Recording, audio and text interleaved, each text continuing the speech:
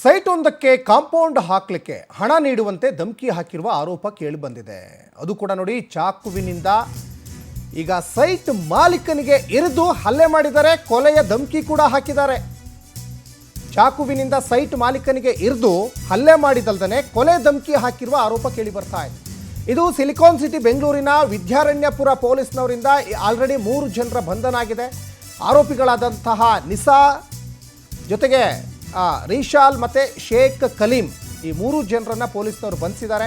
ವಿದ್ಯಾರಣ್ಯಪುರದ AMS ಲೇಔಟ್ನಲ್ಲಿ ಜಾಗವನ್ನು ಆನಂದ್ ಖರೀದಿಸಿದ್ದಾರೆ. ಸೈಟ್ಗೆ compound ನಿರ್ಮಿಸುವ ಸಂದರ್ಭದಲ್ಲಿ ಬಂದು ಹಣಕ್ಕಾಗಿ ಬೆದರಿಕೆ ಹಾಕಿರುವಂತಹ ಆರೋಪ ಕೇಳಿ ಬರ್ತಾ ಇದೆ. ಹಣ ನೀಡದೇ ಇದ್ದರೆ ನಿನ್ನ ಜೀವಂತ ಬಿಡೋದಿಲ್ಲ ಅಂತ ಧಮಕಿ ಕೂಡ ಹಾಕಿರುವ ಆರೋಪ ಕೇಳಿ ಬರ್ತಾ ಇದೆ. ಆನಂತರ ಜಾಗ ನೋಡೋದಕ್ಕೆ ಹೋದಾಗ ಆನಂದ್ ಕೊಲೆ ಯತ್ನ ನಡೆದಿತ್ತು. ಚಾಕುವಿನಿಂದ ಹೊಟ್ಟೆಗೆ ಇರಲಿಕ್ಕೆ 3 ಜನ ಬಂದಿದ್ರು ಆರೋಪಿಗಳು. ತಲೆ ಹಾಗೂ ಕೈ ಭಾಗಕ್ಕೆ ಗಂಭೀರ ಗಾಯವಾಗಿ ಆಸ್ಪತ್ರೆಗೆ ಈಗ ಆನಂದನನ್ನು ದಾಖಲು ಮಾಡಿದ್ದಾರೆ. ವಿದ್ಯಾರಣ್ಯಪುರ ಪೊಲೀಸ್ ಠಾಣೆಯಲ್ಲಿ ಪ್ರಕರಣ ಒಂದು ಕಡೆ ಈಗ ದಾಖಲಾಗಿದೆ. ನೋಡಿ, ಇದು ಕಾಂಪೌಂಡ್ ಒಂದಕ್ಕೆ ಅಲ್ಲಿ ಒಂದಿಷ್ಟು ಕೆಲಸ ಕಾರ್ಯಗಳನ್ನು ಮಾಡುವ ವಿಚಾರದಲ್ಲಿ ಈಗ ಧಮಕಿ ಹಾಕಿರುವಂಥದ್ದು. ಆ ಧಮಕಿಯ ವಿಡಿಯೋವನ್ನು ಕೂಡ ಗಮನಿಸ್ತಾ ಇದ್ದೀರಾ. ಕಾಂಪೌಂಡ್ ನಿರ್ಮಿಸುವ ಸಂದರ್ಭದಲ್ಲಿ ಅಲ್ಲಿ ಹಣಕ್ಕೆ ಬೇಡಿಕೆ ಇಟ್ಟಿದ್ದಾರೆ. 3 ಜನ ಈ ಆರೋಪಿಗಳನ್ನು ವಿದ್ಯಾರಣ್ಯಪುರ ಪೊಲೀಸ್ನವರು ಈಗ ಬಂಧಿಸಿದ್ದಾರೆ ಅನ್ನೋದು ಕೂಡ ಗೊತ್ತಾಗ್ತಾ ಇದೆ. ಜೊತೆಗೆ ನೋಡಿ, ಆ ಆನಂದ ಅಂತ ಏನಿದಾರಲ್ಲ ಆ ವ್ಯಕ್ತಿಗೆ ಕೈ ತಲೆ ಭಾಗಕ್ಕೆಲ್ಲ ನೋಡಿ ಅಲ್ಲಿ ಚಾಕುವಿನಿಂದ ಇರಿದಿರುವಂಥದ್ದು ಗಮನಿಸ್ತಾ ಇದ್ದೀರಾ. ಅವರೀಗ ಆಸ್ಪತ್ರೆಯಲ್ಲಿ ಟ್ರೀಟ್ಮೆಂಟ್ ಕೂಡ ಪಡ್ಕೊಳ್ತಾ ಇದ್ದಾರೆ. ಒಂದು ಬದಿಯಲ್ಲಿ ಗಮನಿಸ್ತಾ ಇದ್ದೀರಾ, ಸೈಟ್ಗೆ ಕಾಂಪೌಂಡ್ ಹಾಕಲಿಕ್ಕೆ ಹಣ ನೀಡಿ ಅಂತ ಧಮಕಿ ಹಾಕಿರುವಂತಹ ಆರೋಪ. ಇಲ್ಲಿ ಈ 3 ಜನ ಆರೋಪಿಗಳಿಗೂ ಆನಂದ್ಗೂ ಏನು ಸಂಬಂಧ? ಆನಂದ್ ಯಾಕೆ ಅವರಿಗೆ ಹಣ ಕೊಡಬೇಕು? ಈ ಹಿನ್ನೆಲೆ ಏನು? ಹಳೆ ವೈಷಮ್ಯಗಳೇನಾದರೂ ಇತ್ತಾ ಅಥವಾ ಹಣದ ವ್ಯವಹಾರಗಳಿತ್ತಾ? ಈ ಸೈಟಿನ ವಿಚಾರದಲ್ಲಿ ಏನಾದರೂ ಕಿರಿಕ್ ನಡೆದಿತ್ತಾ ಈ ಆರೋಪಿಗಳಿಗೂ ಈ ಆನಂದ್ಗೂ? ಈ ರೀತಿಯಾದಂತಹ ಒಂದಿಷ್ಟು ಅನುಮಾನಗಳು, ಪ್ರಶ್ನೆಗಳು ಸಹಜವಾಗಿ ಉದ್ಭವ ಆಗ್ತದೆ. ಒಂದು ಕಡೆಗ ಪೊಲೀಸ್ ಕೇಸ್ ಆಗಿದೆ.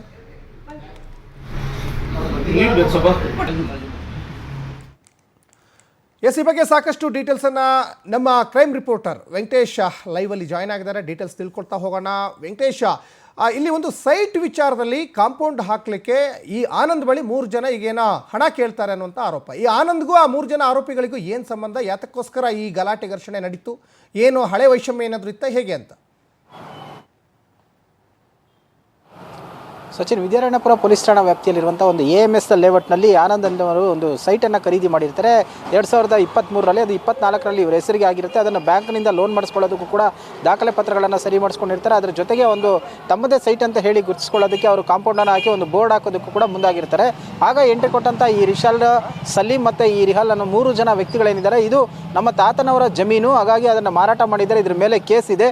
ಇಲ್ಲಿ ಯಾರೇ ಕೂಡ ಜಮೀನನ್ನು ತೆಗೆದುಕೊಂಡು ಸೈಟ್ಗಳನ್ನು ತಗೊಂಡು ಮನೆಯನ್ನು ಮಾಡಬೇಕಂತ ಹೇಳಿದರೆ ಸೆಟಲ್ಮೆಂಟ್ ಮಾಡಬೇಕು, ಹಣವನ್ನು ಕೊಡಬೇಕು ಅಂತ ಕೂಡ ಹೇಳ್ತಾರೆ. ಆದರೆ ಇವರು ಖರೀದಿ ಮಾಡಿರುವಂತಹ ಮಾಲೀಕರು ಏನಿರ್ತಾರೆ ಅವರಿಗೆ ಈ ಸೈಟ್ನ ಸಂಪೂರ್ಣವಾದಂಥ ಹಣವನ್ನು ಕೂಡ ಕೊಟ್ಟಿರ್ತಾರೆ. ಅದು ಆ ದಾಖಲೆಗಳೆಲ್ಲವೂ ಕೂಡ ಇವ್ರ ಹೆಸರಿಗೆ ಆಗಿರುತ್ತೆ. ಆದರೂ ಕೂಡ ಬಂದು ಇವರು ಹಣವನ್ನು ಕೊಡಬೇಕು, ನಮ್ಮದೇ ಇದು ಮೂಲ ಜಮೀನು ಅಂತ ಹೇಳ್ತಾರೆ. ಆದರೆ ಇವರು ಆನಂದ್ ಅವರು ಕೊಟ್ಟಿರೋ ಹಣದ ಬಗ್ಗೆ ಕೂಡ ಹೇಳ್ತಾರೆ.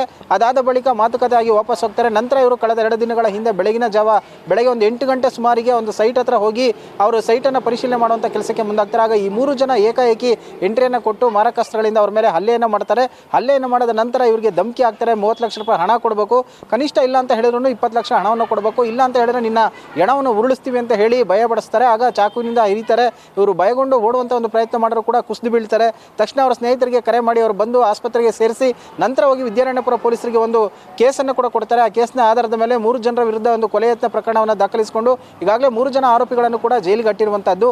ಅಂದರೆ ಅವರು ಪಿತ್ರಾರ್ಜಿತ ಆಸ್ತಿ ಅಂತ ಕೂಡ ಹೇಳ್ತಾ ಇದ್ದಾರೆ. ಆದರೆ ಆನಂದ್ ಅವರು ಏನೋ ಒಂದು ಬೇರೆ ವ್ಯಕ್ತಿಯಿಂದ ಈ ಸೈಟನ್ನು ಖರೀದಿ ಮಾಡಿದ್ದಾರೆ. ಆದರೆ ಇದಕ್ಕೆ ಕೇಸ್ ಇದೆ ಅಂತ ಹೇಳಿ ಅವ್ರ ಮೇಲೆ ಯಾರೇ ಒಂದು ಸೈಟನ್ನು ಇಲ್ಲಿ ಖರೀದಿ ಮಾಡಿದ್ರು ಕೂಡ ಅವ್ರ ಹತ್ರ ಹಣವನ್ನು ವಸೂಲಿ ಮಾಡುವಂಥ ಕೆಲಸವನ್ನು ಈ 3 ಜನ ಆರೋಪಿಗಳು ನಿರಂತರವಾಗಿ ಮಾಡ್ತಾ ಇದ್ದಾರೆ ಅನ್ನುವಂಥ ಆರೋಪ ಕೂಡ ಕೇಳಿಬಂದಿರುವಂತಹದ್ದು. ಸಚಿನ್, ಧನ್ಯವಾದ ವೆಂಕಟೇಶ್ ತಮ್ಮೆಲ್ಲ ಡೀಟೇಲ್ಸ್ಗಾಗಿ.